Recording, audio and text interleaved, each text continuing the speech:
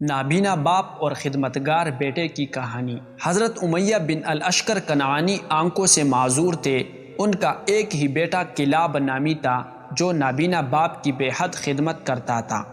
اسے ایک دفعہ جہاد کا شوق ہوا اور فوراً فوج میں شامل ہو کر عراق چلا گیا۔ نابینا باپ خدمت گزار اور فرمانبردار بیٹے کی چلے جانے سے بہت معذور ہو گیا۔ اس کی خدمت کے لیے کوئی نہ رہا۔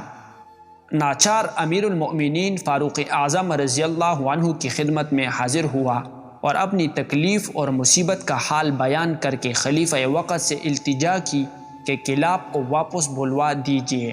بیٹے کی فراق میں جو اشعار باپ نے کہے تھے وہ بھی سنائے، جنہیں سن کر حضرت عمر رضی اللہ عنہ بے حد متاثر ہوئے اور سپہ سالار اسلام کو حکم بھیجا کہ فوراً کلاب کو واپس بھیج دو۔ جب کلاب واپس آیا تو سیدھا مسجد نبوی میں حضرت امیر المؤمنین کی خدمت میں پہنچا۔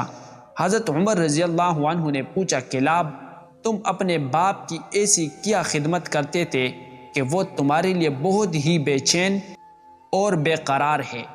کلاب نے عرض کی، حضور میں ان کی سارے کام بڑے شوق سے خود کرتا تھا اور ان کو مطلق کسی کام کے لیے کسی اور کو کہنا نہ پڑتا تھا۔ جب وہ دودھ پینے کی خواہش کرتے تو میں اونٹنی کے تن کو ٹھنڈے پانی سے دھوتا تاکہ دودھ بھی ٹھنڈا ہو جائے۔ دودھ دونے کے بعد برتن کو صاف کپڑے سے ڈھک کر باپ کے پاس لاتا تاکہ اس میں کوئی مکھی وغیرہ نہ پڑ جائے۔ اس پر حضرت عمر رضی اللہ عنہ نے فرمایا، اس طرح آج ہمارے سامنے دودھ دو۔ کلاب دودھ دونے میں مصروف ہو گیا اور حضرت امیر المؤمنین نے ایک آدمی کے ہاتھ اس کے باپ کو بلایا۔ وہ لاٹھی ٹیکتا ہوا آیا اور امیر المؤمنین کو سلام کر کے بیٹھ گیا۔ اتنے میں ان کا لڑکا دودھ دو کر فارغ ہو چکا تھا۔ حضرت عمر رضی اللہ عنہ نے اشارہ کیا کہ خاموشی کے ساتھ یہ دودھ اپنے باپ کی خدمت میں پیش کرو۔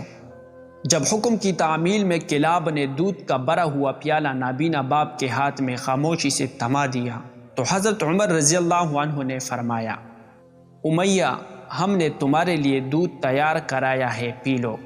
امیہ نے دودھ کا ایک گھونٹ ہی لیا تھا کہ بے اختیار چلا اٹھا، مجھے تو اس دودھ میں کلاب کے ہاتھوں کی خوشبو آ رہی ہے۔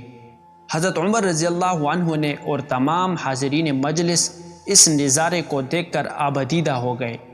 حضرت عمر رضی اللہ عنہ نے حکم دیا، کلاب اپنے باپ سے ملو، اور کلاب آگے بڑھ کر اپنے باپ سے چمٹ گیا۔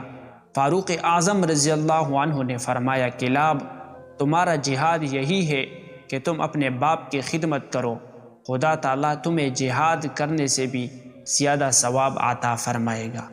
اللہ تعالیٰ ہم سب کو ماں باپ کی خدمت کرنے کی توفیق عطا فرمائے، آمین۔